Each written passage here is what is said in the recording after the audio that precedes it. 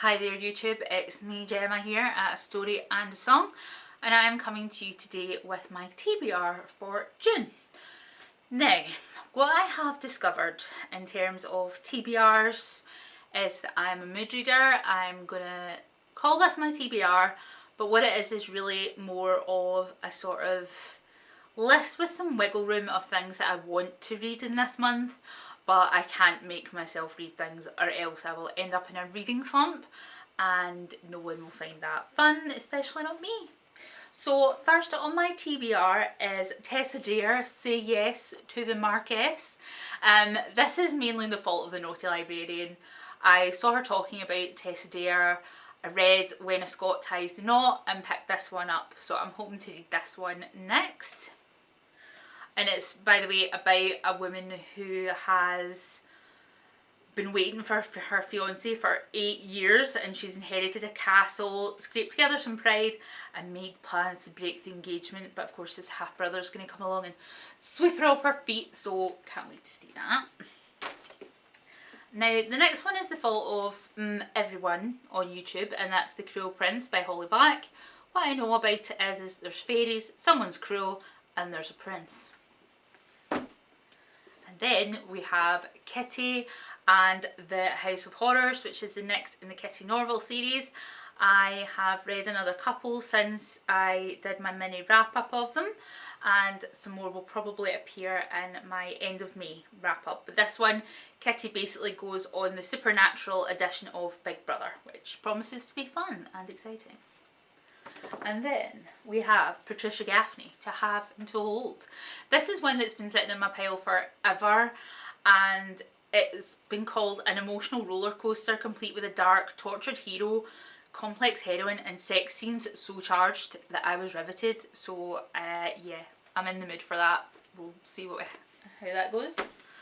Now the next one I'm going to blame on the book pusher, and that is The Tethered Mage by Melissa Caruso. She's talked about it a couple of times, a couple of really strong female protagonists, got a kind of Venetian fantasy setting. That is what I know about it.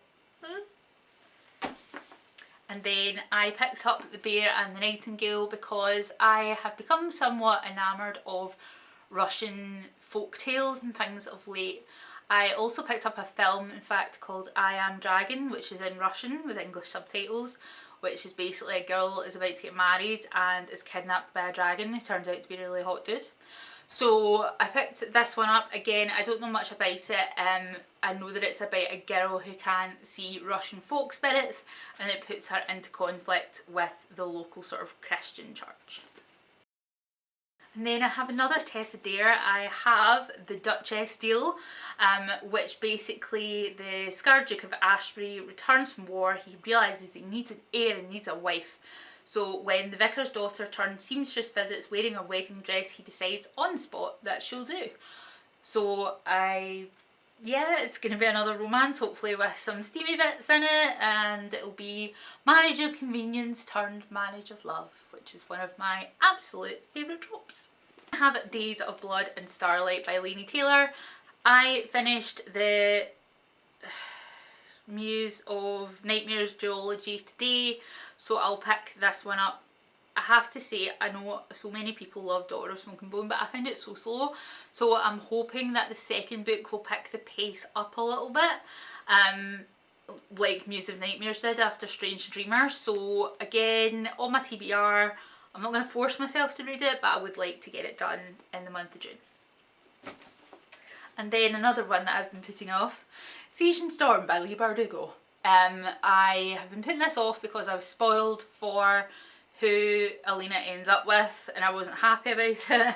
So I am going to read this by hook or by crook so that I can get through everything and get to Six of Crows and then all the other ones. So this is definitely getting done, whether or not I have to, I don't know, like eat it into my brain.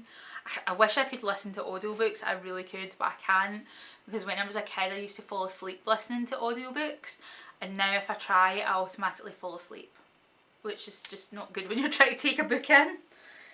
And then we have 3 dark crowns, and this is supposed to be 3 sisters who are pitted against each other in a battle for the throne. Again, that is basically what I know about it. In every generation on the island of Fenburn, a set of triplets is born, 3 queens, all equal heirs to the crown, all possessed of a coveted magic. Only one can inherit the crown. So we'll see how that one is. Can you tell that I love fantasy? Can you? Can you tell? Can you tell? And then I have Star Touched Green Rye Roshani Chakshi. Again, I'm hoping to get this read in June. I would also like to read The Gilded Wolves, which is actually on my shelf behind me. But I've picked this one up most recently, and I'm really into Marriage of Convenience and stuff right now, and it sounds like it might have that, so... And then last of all, Holy Sister. Oh.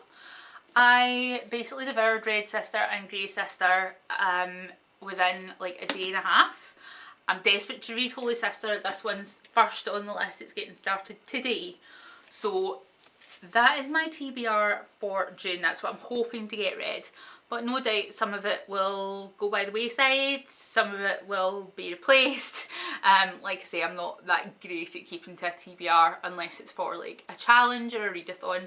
And I don't know if I'm participating in any readathons like Scallywagathon this month, so we'll just need to see.